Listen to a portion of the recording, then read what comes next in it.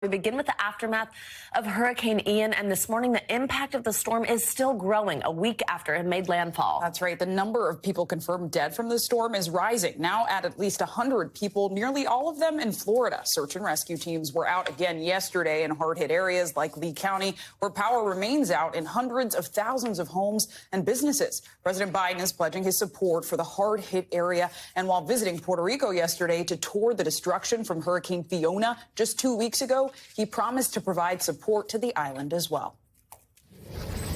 We came here in person to show that we're with you.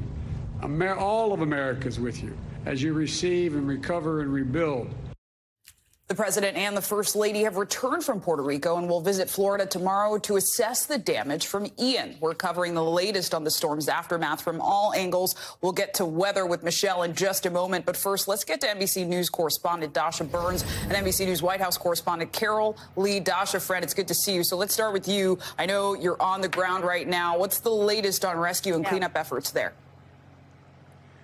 Well, look, Zinkley, every morning we come to you guys from in front of a new pile of rubble because these scenes like this one behind me, they are endless around here. And this just starts to give you a sense of the scope and the scale of the rescue and search and recovery efforts here. Let me give you a couple of numbers to help paint that picture. FEMA tells us that they have a total of 17 urban search and rescue task forces out, 104 boat squads, more than 60 canines in the field, and a total of over 1,200 personnel and counting. And yesterday we also spent some time with the U.S. Army Corps of Engineers, who are going out and assessing the damage below the water, guys. This is how complicated the picture is, right? There's the damage that you see on the surface in front of us here, and then there's so many other factors that people don't even think about.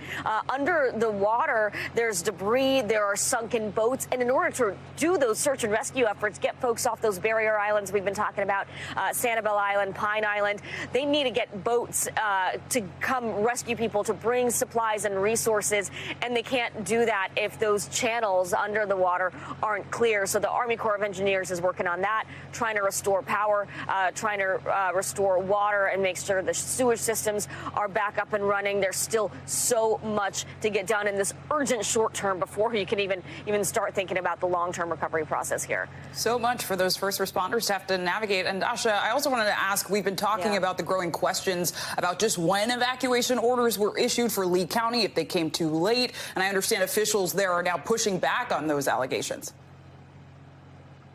Yeah, you know, a lot of the folks that we talk to here say this storm just came in so fast. It's Florida. People have seen hurricanes here. They know what these things look like, what happens, what the process is. But a lot of people telling us this was not what they expected at all. And there are a lot of factors to that, of course. But yeah, officials are pushing back on allegations that there wasn't enough lead time for people to get out. Take a listen.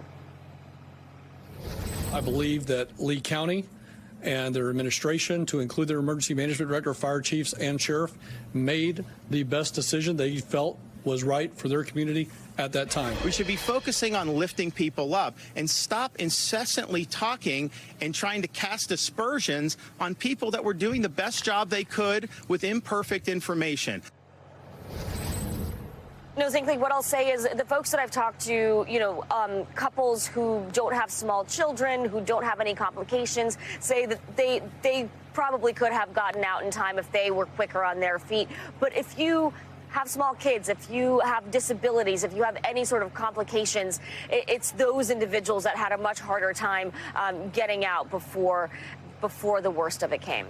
Yeah, time really matters when we're talking about natural disasters like this. And Carol, I want to bring you in. It's great to see you. So as I mentioned, the president toured damage in Puerto Rico yesterday, and during that, he announced $60 million in federal funding for the island. So what exactly will that money go towards? That's right. This is $60 million from the bipartisan infrastructure law, and it's intended to go toward helping Puerto Rico prepare for future storms. So going toward things like shoring up levees, creating a new flood warning system, and strengthening flood walls, things like that. And President Biden said these sorts of investments are critical because Puerto Rico is already still struggling to recover and get back on its feet from Hurricane Maria. Take a listen.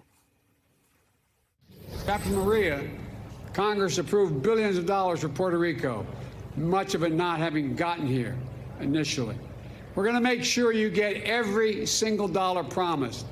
And I'm determined to help Puerto Rico build faster than in the past and stronger and better prepared for the future. Now, President Biden also promised more money in the future for things like that power grid that's been so critical and has really struggled in Puerto Rico, and other types of investments into roads and bridges. So we'll see that money in the future. And Carol, I know Biden has another state, an area to visit because of natural disaster, Florida. What can we expect from his visit to look at the hurricane damage? That's right. He's heading to Florida tomorrow with the First Lady, and they're expected to tour some of the damage, to meet with state and local officials, to thank first responders, very similar to these previous trips that we've seen the president take. Now, optically, one of the things that people will be interested to watch is the president, any interaction between him and Governor Ron DeSantis, just given their political sparring in the background. But the White House says that is not the focus of this trip, that this trip is focused on Florida and making sure that Floridians have the resources that they need. Important reporting from both of you. Dasha, Carol, thank you both so much. Thanks for watching our YouTube channel. Follow today's top stories and breaking news by downloading the NBC News app.